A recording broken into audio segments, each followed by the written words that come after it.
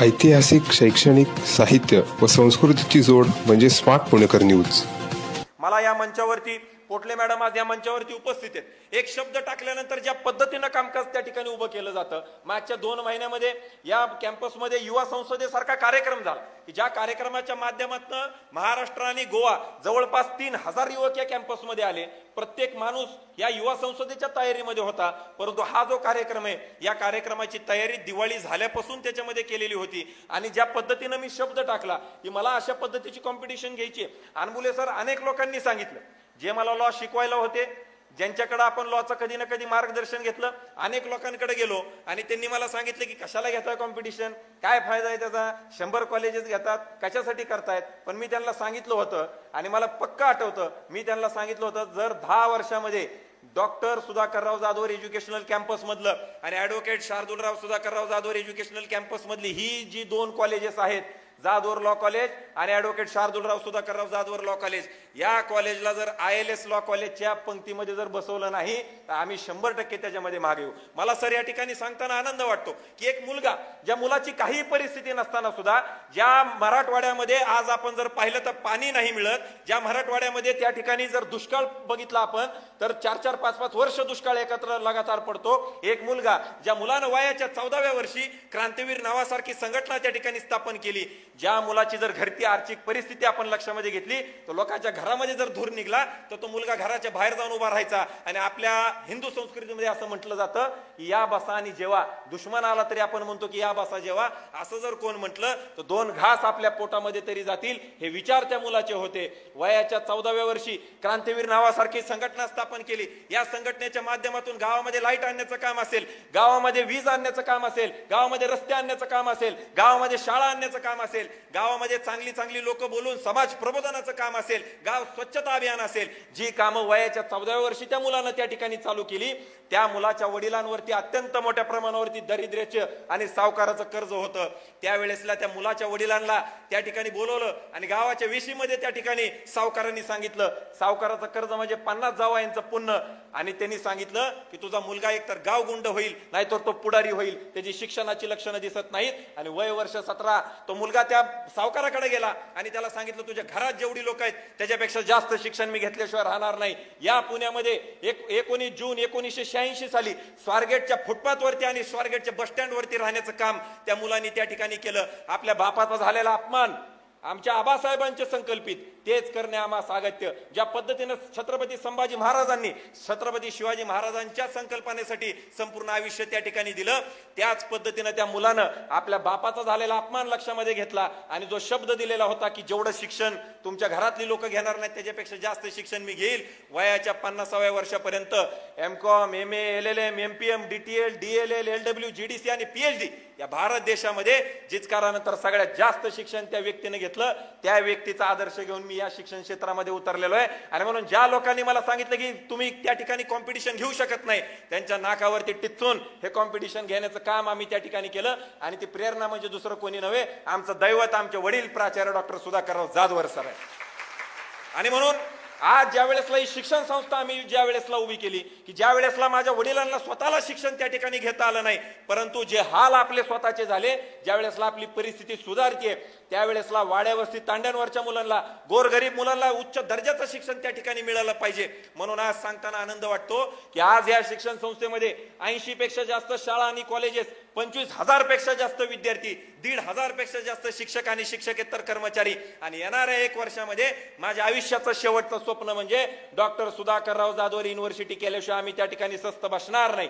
ज्या पद्धतीचं काम आम्ही पुढे घेऊन जात असताना युनिव्हर्सिटी करायची आणि म्हणून आपल्या फेट्यामध्ये सुद्धा एक मानाचा तुरा आपल्या डोक्यावरती असला पाहिजे, म्हणून लॉ कॉलेज आपल्याकडे त्या ठिकाणी नव्हतं। आज इंजिनिअरिंग आहे, पॉलिटेक्निक आहे, मॅनेजमेंट कॉलेज आहेत, आर्ट, सायन्स, कॉमर्स, प्रत्येक कॉलेज आज आपल्याकडे होतं, लॉ कॉलेज आपल्याकडे त्या ठिकाणी नव्हतं। आणि आज सांगताना फार मोठ्या प्रमाणावरती आनंद वाटतो आणि फार मोठ्या प्रमाणावरती मनाला त्या ठिकाणी सॅटिस्फॅक्शन आहे की ज्या गोष्टीचा विचार आम्ही त्या ठिकाणी केलेला होता ते विचार आज सत्यामध्ये अवतरतायत। आणि जे कॉलेजची छोटीशी स्थापना आपण त्या ठिकाणी केलेली होती त्याचा एवढा मोठा कार्यक्रम आणि 2-2 राज्यातून ज्या वेळेसला लोक येत आहेत त्यावेळेसला जे विचार आम्ही केलेले होते ते सत्यामध्ये अवतरताना फार मोठ्या प्रमाणावरती चांगल्या भावना हे आज माझ्या मनामध्ये त्या ठिकाणी उत्पन्न झालेल्या आहेत। आज हा कार्यक्रम घेत असताना मला फार मोठ्या प्रमाणावरती आनंद वाटतो ज्या पद्धतीचं आयोजन आणि नियोजन या ठिकाणी झालं, अनेक लोक विविध भागामधून आली, जी पुण्याच्या बाहेरनं आली, या सगळ्या लोकांची राहण्याची आणि खाण्याची मोफत व्यवस्था या शिक्षण संस्थेच्या वतीनं आपण त्या ठिकाणी केली.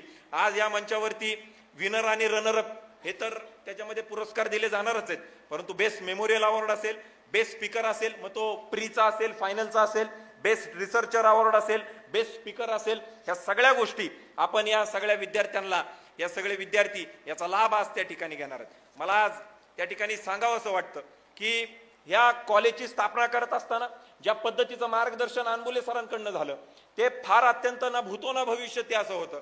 कारण कुणाचं तरी मार्गदर्शन असल्याशिवाय चांगल्या गोष्टी आपण त्या ठिकाणी करू शकत नाही. आणि त्याच्यामुळे लॉची मान्यता सर अनेक आपल्यासोबत 30 कॉलेजेस त्या ठिकाणी BCI कडे गेली, परंतु एकमेव आपलं कॉलेज आहे जे कॉलेज सगळ्यात पहिलं मान्यता घेऊन आलं आणि बाकीची 29 कॉलेजेस अजून देखील पेंडिंग मध्ये आहेत.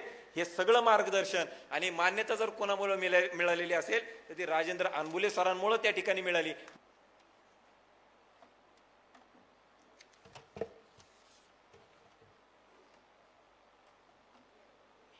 सन्माननीय व्यासपीठ, माझे गुरुवर्य डॉक्टर सुधाकरजी जाधवर सर, गुरुवर्य अनबुले सर आणि माझे परममित्र ॲडव्होकेट शार्दूल सर, ह्या सर्वांचं आज मला या ठिकाणी बोलवलं आणि एवढा मोठा सन्मान तुम्ही मला दिलेला आहे, याबद्दल मनपूर्वक मी आपले आभार मानतो.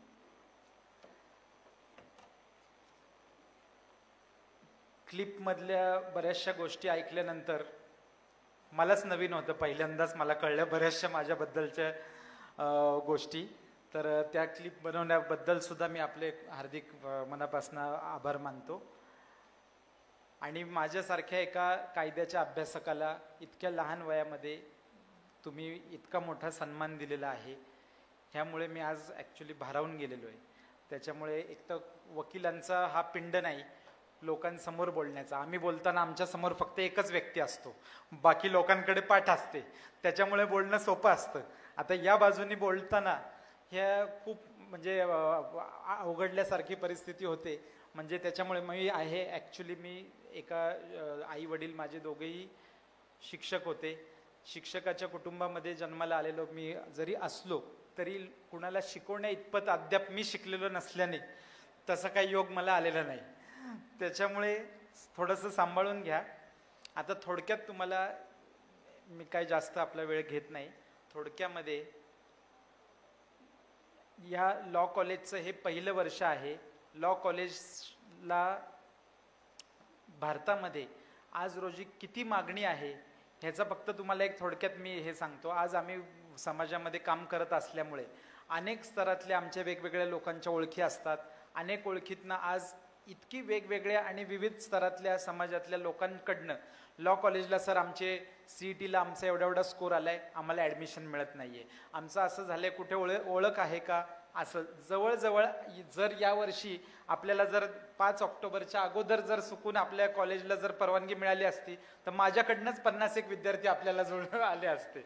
अशी म्हणजे इतक्या लोकांना आम्ही हेल्पलेस झालो. खूप ठिकाणी आम्ही प्रयत्न केले. आमचे गुरु आहेत अनबुले सर, अनबुले सरांना आम्ही खूप वेळा विनंती करायचो, त्यांना जेवढं शक्य आहे तितक्या विद्यार्थ्यांना ॲब्सॉर्ब करता आलं त्यांना, परंतु बऱ्याचशा लोकांना आम्हाला नाराज करावं लागलं.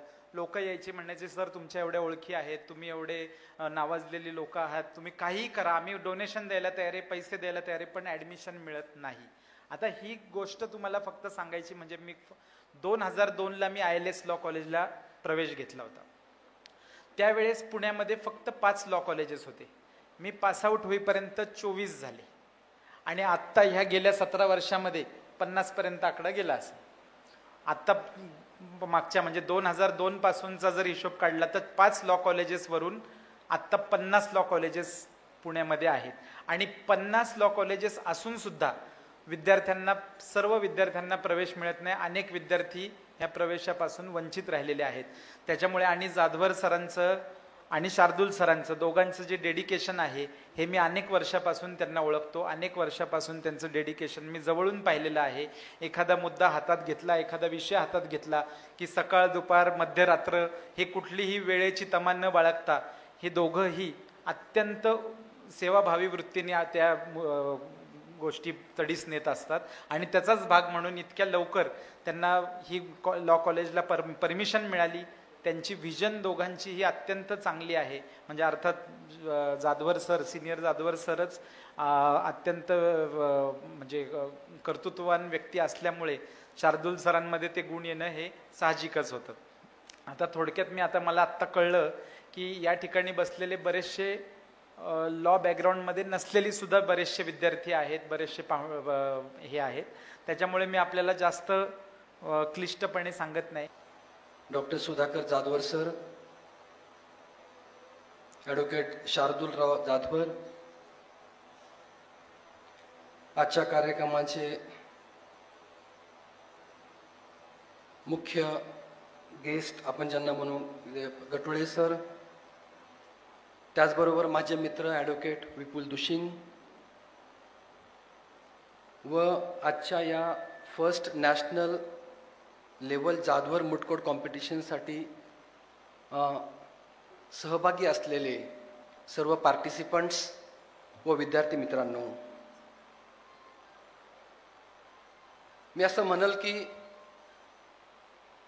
Jadhavar group of institute has successfully organised this first national level Jadhavar moot court competition.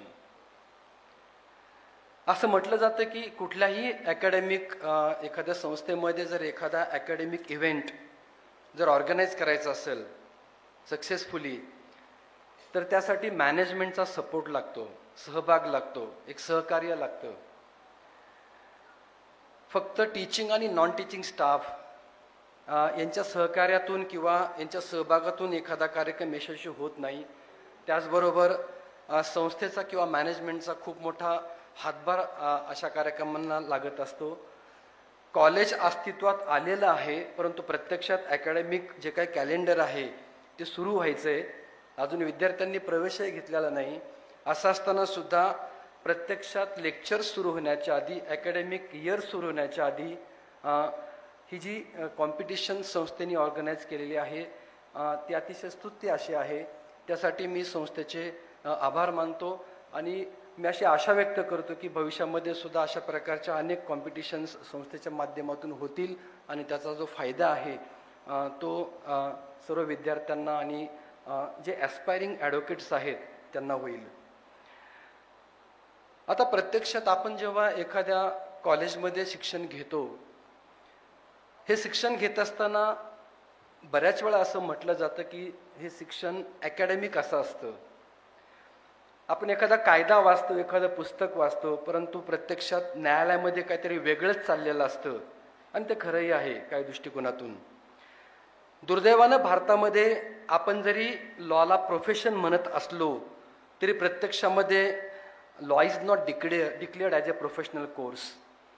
तुम्ही जर 2014चं युनिव्हर्सिटी ग्रँड कमिशनचं जर नोटिफिकेशन बघितलं स्पेसिफिकेशन ऑफ डिग्रीचं, तर त्या रेग्युलेशनमध्ये law is in humanity, in social science.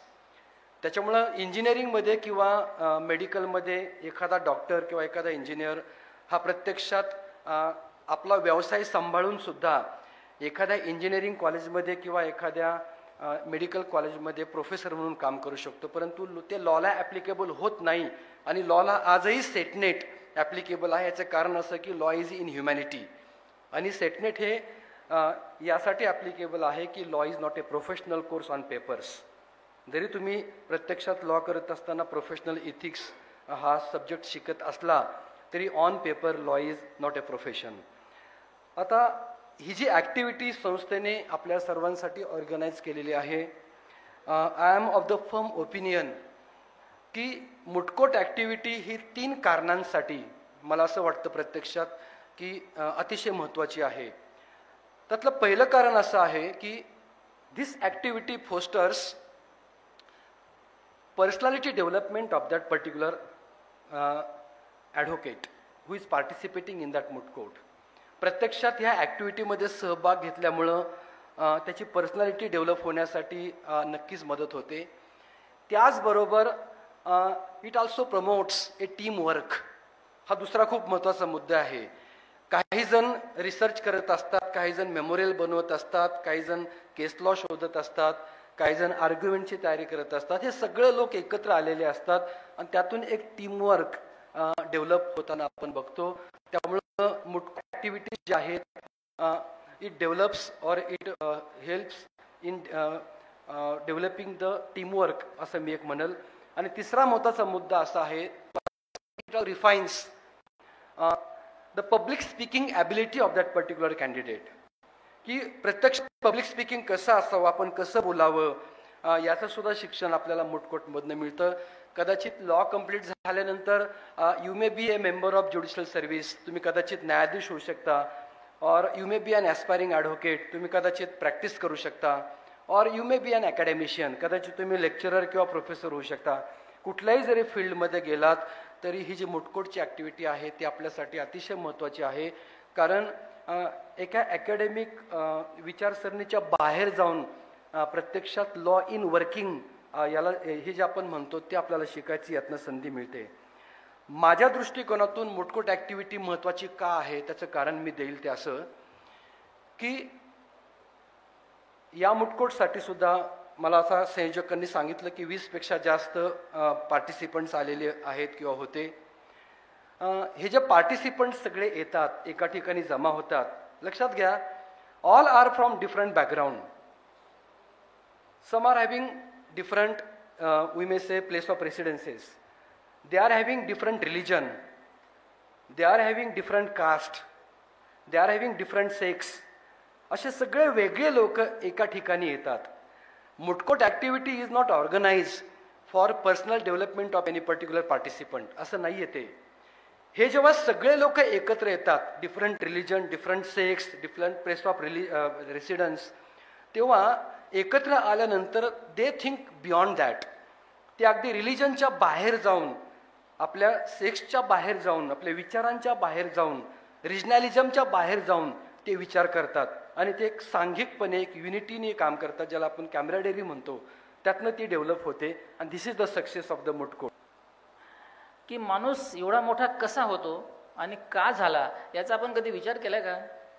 एवढे फॉलोअर एखाद्या माणसाचे का असू शकतात याचा आपण कधी विचार केला का? त्याचा आपण विचार करायला पाहिजे. आजकालच्या राजकारण आणि समाजकारणाचा विचार केला असता आपल्याला कळेल. Mahatma Gandhi half naked person. Winston Churchill was very critic about Mahatma Gandhi. He use to say, जेव्हा व्हाईसरायला इथे पाठवायची वेळ आली आपल्याकडे तेव्हा विंस्टन चर्चिल काय म्हणाले माहिती आहे आपल्याला महात्मा गांधीबद्दल? व्हाईसरायला म्हणाले, don't go with Mahatma Gandhi, talk anybody in India but don't struggle with him, don't fight with him, because he is half naked फकीर, he can do anything, be aware. असं असून देखील महात्मा गांधी बोलायचे आणि लोक फॉलो करायचे. असं का व्हायचं? आणि एवढा सगळा संपूर्ण भारत त्यांच्या मागे राहायचा, असं का व्हायचं? याचं एक कारण आहे. त्याचं कारण असं आहे की जो माणूस बोलतो तो करतो आणि जे बोललं तोच ते तडीला नेतो. हे त्याचं महत्त्वाचं कारण आहे. महात्मा गांधीच्या आश्रमाजवळ एक बाई राहत होती मुलांसहित. महात्मा गांधी दररोज फिरायला जायचे आणि फिरायला जाता जाता त्या बाई त्यांचं दर्शन घ्यायची. आणि मग एके दिवशी त्या बाईला कळालं की माझा मुलगा मीठ आणि माती खूप खातोय. मग त्यांनी महात्मा गांधीला सांगितलं की तुमचा एवढा करिश्मा आहे, तुमचं एवढं जगात सगळे ऐकतात तुमचं, माझ्या मुलाला सांगा की मीठ आणि माती खाणं बंद कर, it is dangerous to health. मग महात्मा गांधी म्हणाले ठीक आहे, ऑल राईट. आणि मग ते दररोज यायचे. ती बाई आपल्या मुलाला घेऊन थांबायची तिथे की महात्मा गांधी आज येतील आणि सांगतील. महात्मा गांधी यायचे आणि सरळ निघून जायचे. असं झालं 3 महिने झालं. आणि मग ती परेशान झाली की साधी गोष्ट होती की मीठ खाणं बंद करा, त्या मुलाला सांगायची, मुलगा ऐकला असता, पण तसं झालं नाही. 3-3.5 महिन्यानंतर महात्मा गांधी आले आणि त्या मुलाला जवळ बसवलं आणि सांगितलं की बाबा रे, मीठ खाणं हे आरोग्याला अत्यंत हानिकारक आहे आणि हे मीठ तू खाऊ नको. असं सांगितल्यानंतर तो मुलगा म्हणाला हो.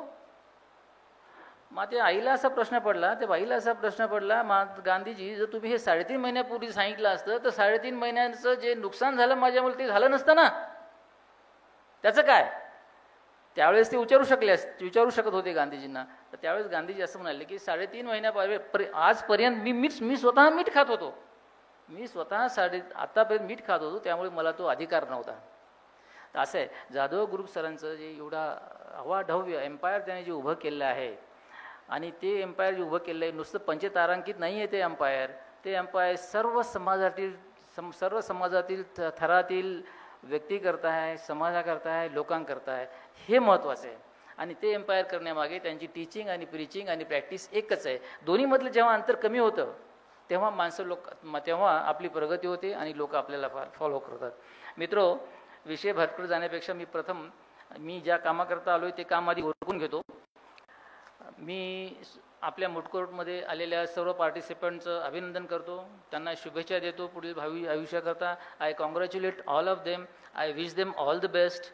आणि जे अयशस्वी अलिजिडली झालेत त्यांचे अभिनंदन करतो, because failure will definitely come one day with success. Don't worry. Success काय आहे सरांनी तुम्हाला सांगितलं, पण सक्सेस म्हणजे पैसा जमा करणे? Definitely not. सक्सेस म्हणजे खूप छान घर असणे? Definitely not. खूप छान घर आहे, बायको दररोज भांडते, काही पॉईंट नाही. खूप छान जेवण आहे, आपल्याला सगळं गोडधोड आहे, पण आपल्याला पचत नाही, रात्री झोप नाही, no success, no problem. What is success? आपल्याला जर सक्सेस खरोखरच पाहिजे असेल तर आपण त्या सक्सेसचा शोध घेतला पाहिजे. How to achieve success. 2-4 गोष्टी मी मुलांना शेअर करू इच्छितो. सक्सेस आपल्याला हवा असेल तर मित्रांनो आपल्याला खूप हार्ड वर्क करावं लागेल, स्टडी करावं लागेल. There is no substitute for hard work. आणि हार्डवर्क म्हणजे काय असेल? तुम्हाला कन्सिस्टंट हार्डवर्क करावं लागेल. जर आपण हार्डवर्क कन्सिस्टंटली नाही केलं तर सक्सेस येणार नाही. आणि हार्डवर्क करत असताना आपली त्याच्या हार्डवर्कवरती आणि कमिटेड असायला पाहिजे आणि श्रद्धा असायला पाहिजे. आपल्या सगळ्यांचे लाडके सचिन तेंडुलकर आपल्याला माहीत असतील. सचिन तेंडुलकरांची जेव्हा ते रिटायर झाले तेव्हा त्यांना विचारले की what is success of your playing for 20-25 years. काय सक्सेस आहे तुमचं? What is the secret of this? What is your secret? Tendulkar म्हणाले की माझं सिक्रेट काही नाही, सकाळी 6 वाजता मी नेटवर जातो आणि 500 बॉल खेळतो मी. That's it. 2 गोष्टी त्यांनी सांगितल्या. सकाळी 6 वाजता मी तिथे जातो आणि 500 बॉल खेळतो, त्याच्याशिवाय काही नाही. म्हणाले मग तुमची मॅच असेल, तुम्ही सेंचुरी केली असेल, what about then next day? Do you get up early in the morning? Definitely I get up. I go at 6 o'clock, dot 6 o'clock and I hit 500 balls.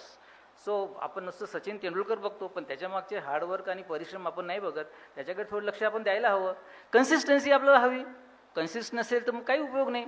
आणि मित्रांनो, I tell you one thing, opportunity comes if you hard work, and if there is a consistency on hard work, opportunity will knock your door. Don't worry. आणि एवढंच नाही, सगळे universe will help you, all will come together and they will bless you like anything. In 1996, since you are youngster all and you must be very fan of cricket, I will give you another example of cricket. In 1996 there was a match between India and England, where the Lords is a mother of cricket land. ते या ठिकाणी 1996 मध्ये match होती. आणि त्या मॅचच्या दिवशी एक दिवस अगोदर काय झालं, what happen, one day before the match, Sidhu was one of the player in the match. There was some interaction between the Sidhu and captain then. So Sidhu was a topper, was opener batsman, and he was a shining star then. So immediately on the next day, Sidhu left the ground. Not only ground, he left the England, and he came back to India. And next day the people came to know what to do. Sidhu is not there. Remember this. One boy who was hard working, consistently trying to come up, was the roommate of Sidhu.